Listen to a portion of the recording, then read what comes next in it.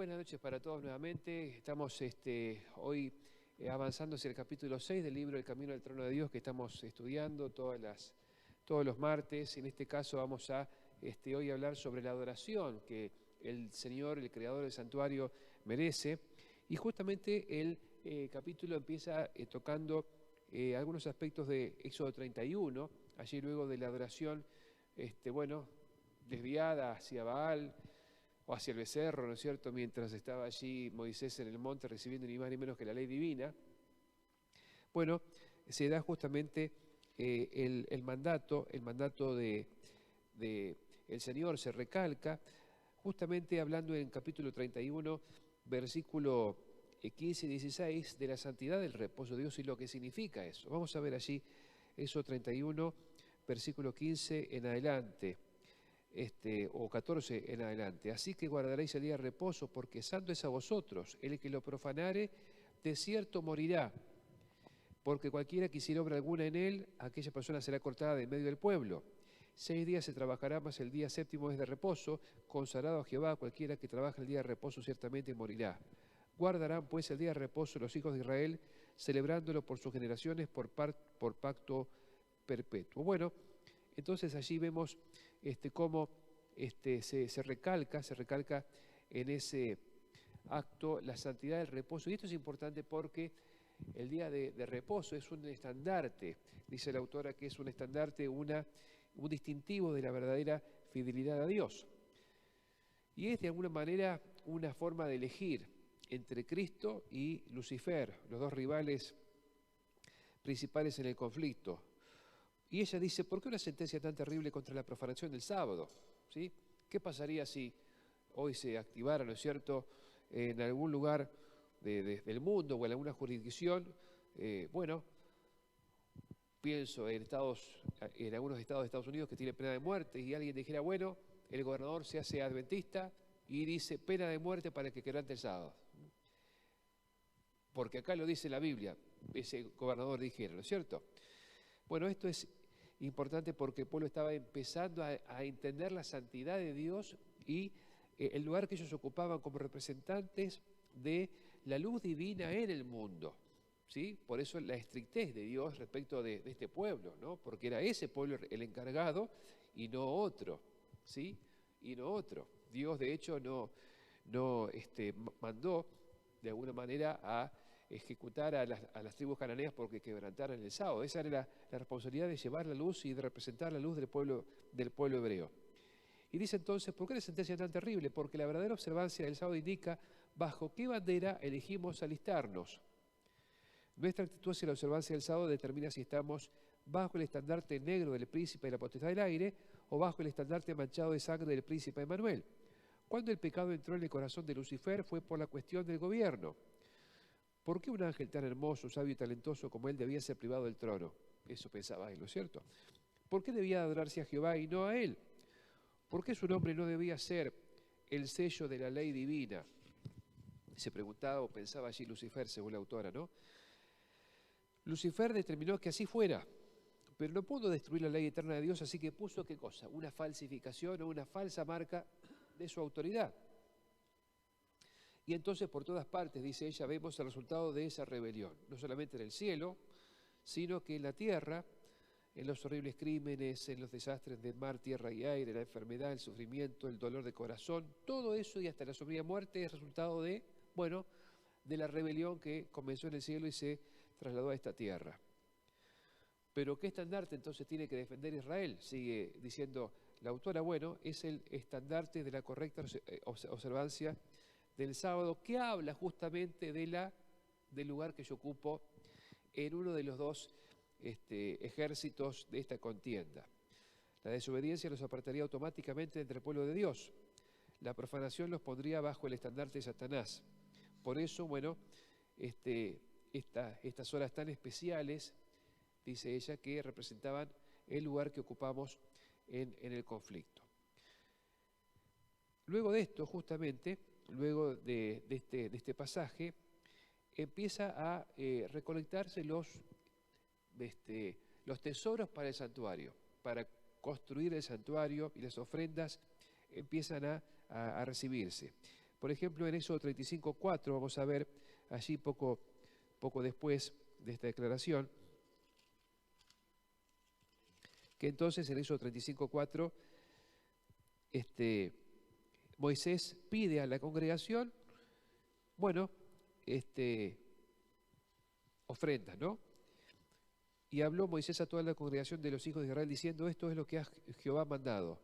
Tomad entre vosotros ofrenda para Jehová, todo generoso de corazón lo traerá a Jehová, oro, plata, bronce, azul, púrpura, carmesí, lino fino, pelo de cabras, pieles de carnero tenidos de rojo. O sea, toda la ofrenda que se pidió, ustedes ven, iba a formar parte de el edificio del santuario, o de los elementos del santuario, ¿no? Todo ello.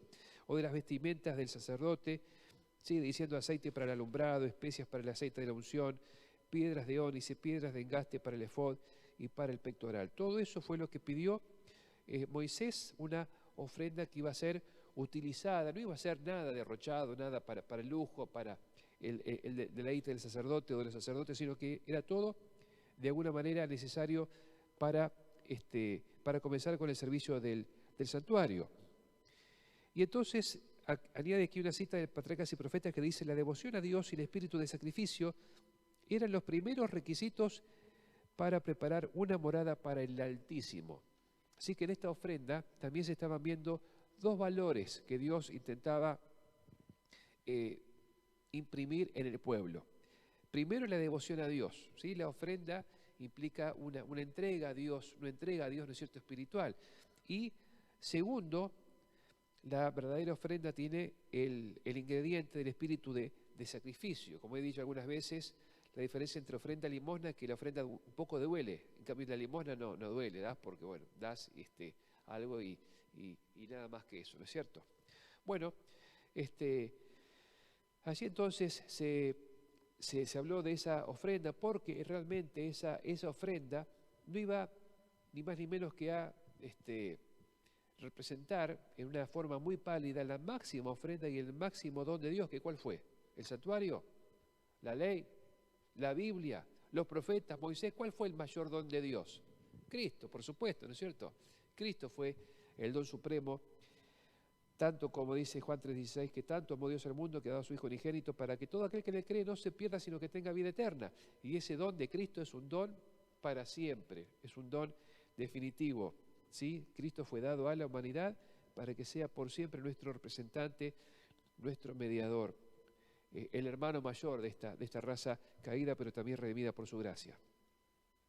Nuestros dones a Dios, sigue diciendo, para ser aceptables deben ser del mismo espíritu. Así que los dones, el espíritu de los dones es más importante que los dones mismos. Claro que se necesita, porque el santuario no se iba a hacer solo con canciones o no iba a hacerse solo con buenas declaraciones a Dios o con palabras, sino que se necesitaban cosas concretas. Se necesitaba piel de cabra, telas de azul, púrpura, carmesí, lino torcido, aceite para el alumbrado, cosas materiales preciosas pero que eran reales, ¿no es cierto? Pero todo eso justamente hablaba de la devoción y entrega del pueblo a Dios. Ella sigue diciendo, la autora, que el amor, no la cantidad, es el verdadero dar. La cantidad no tiene nada que ver con el verdadero dar. De la pobre viuda que echó dos moneditas se dice, bueno, echó más de lo que todos echaron en el tesoro. Así que uno dirá, bueno, si yo voy a entregar hoy en la ofrenda que vamos a recibir acá, ¿no es cierto?, cuando termine el culto, voy a entregar 0,50, pero de todo corazón, de todo corazón. Traje 0,50, pero de todo corazón. Bueno, como dije antes, la ofrenda, ¿no es cierto?, es un acto también de sacrificio. Para algunos quizás 0,50 sea un acto de sacrificio, para otro no. Bueno, cada cual tiene su medida, por supuesto. Dice allí Marcos 12:43, todos hechos, citando Marcos 12:43, todos hechos echaron de su abundancia, pero esta mujer, de su penuria, de su escasez, echó todo lo que tenía, ¿no? Fíjense ustedes esta declaración que vincula aquí. Y entonces cita una hermosa poesía de alguien que preguntó, bueno, ¿qué dar otra vez? Pregunté consternado. ¿Debo seguir dando y dando siempre? ¿O no? Dijo el ángel, atravesándome con su mirada. Solo da hasta que el Padre deje de darte. O sea que toda ofrenda, ¿de dónde viene primero? O sea que damos, como dice 2 Crónica 20:20, ¿no es cierto? O algún 20 tiene la referencia de lo recibido de tu mano te damos, ¿no es cierto? Dios da para que podamos devolverle a nosotros la ofrenda y el diezmo y el pacto que hará que su obra siga avanzando, ¿no? Siempre Dios es el que da, Dios es el que da primero. La respuesta de Israel entonces fue maravillosa. Dice allí que vinieron hombres y mujeres de corazón sincero, dice el capítulo 35, versículo 21, vinieron hombres y mujeres de todos los que estaban dispuestos de corazón, y entonces literalmente, bueno, llenaron esa tesorería del santuario de todos los dones necesarios para el santuario y su servicio. Dice 35:21, vino todo varón a quien su corazón estimuló, y todo aquel a quien su espíritu le dio voluntad con ofrenda a Jehová para la obra del tabernáculo de reunión, y para toda su obra, y para las sagradas vestiduras.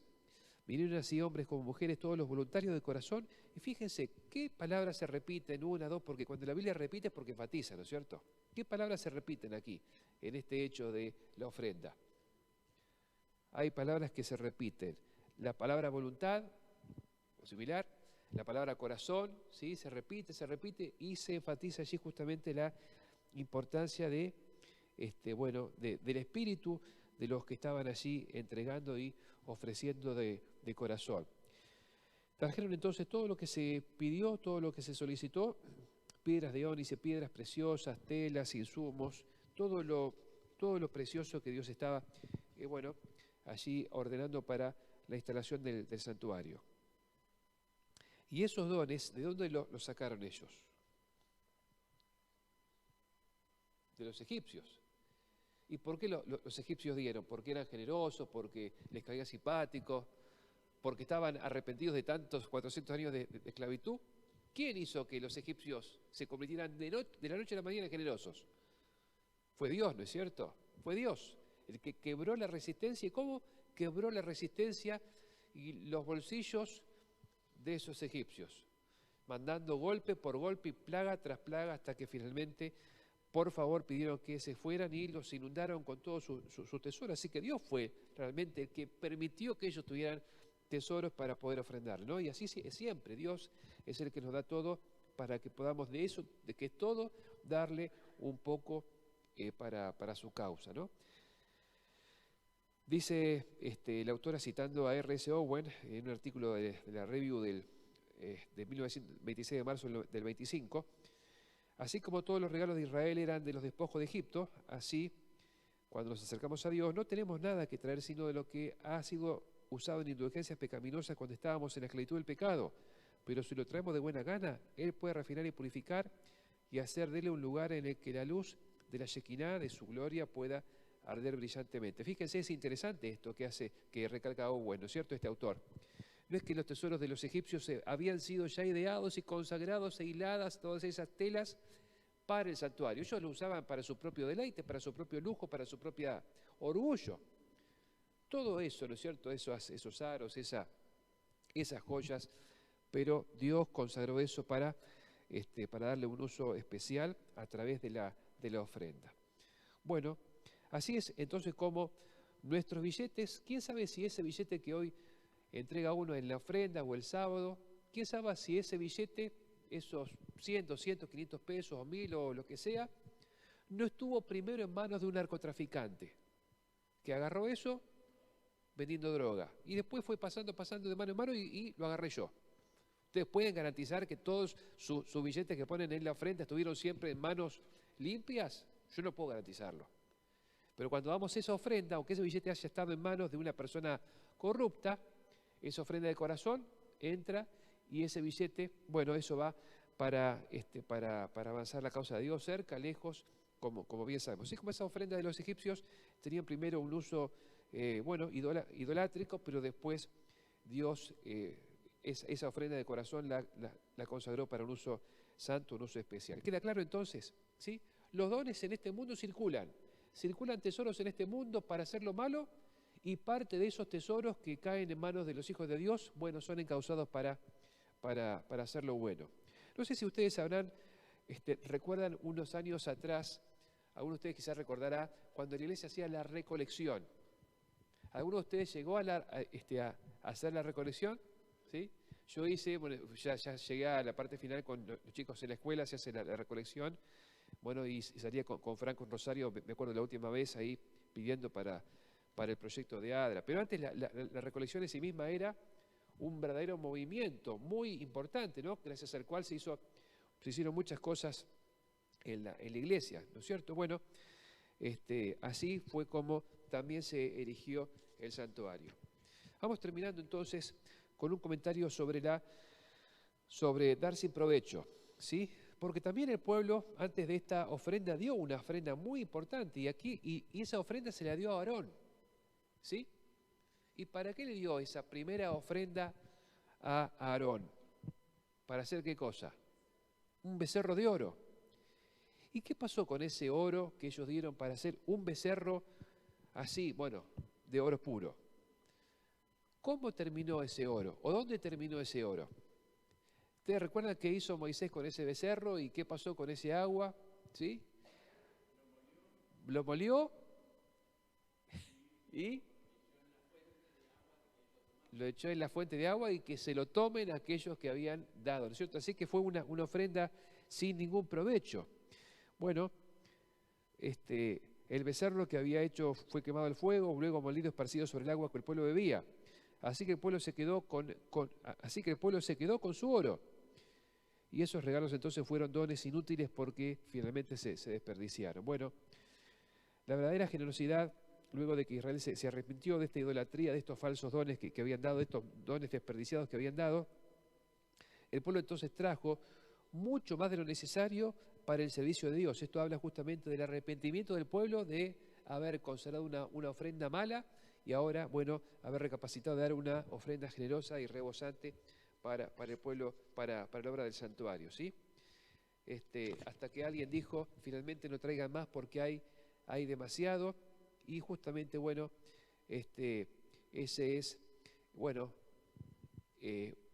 un anticipo de cuando el Señor diga consumado es, y ya no haga falta ya más ofrendas, más dones, más sacrificios, porque ya el fin de la gracia habrá llegado. No traeremos nuestra ofrenda como ofrenda voluntaria de corazón y no porque algún dispositivo de beneficio nos impulse a esta llamada liberalidad, y no traeremos nuestros dones a Dios mientras todavía haya necesidad, pues no está lejos el momento en que Él dirá, ya no hay necesidad. Bueno, todavía hay necesidad de muchas cosas para que la causa avance, pero bueno, Dios nos bendiga y nos ayude para ser buenos mayordomos y que todos esos dones que damos, que a veces damos y no sabemos hasta dónde llega, sabemos que algún día podremos ver el resultado y el efecto positivo que han tenido los dones, ofrendas, diezmos, pactos para la causa de Dios.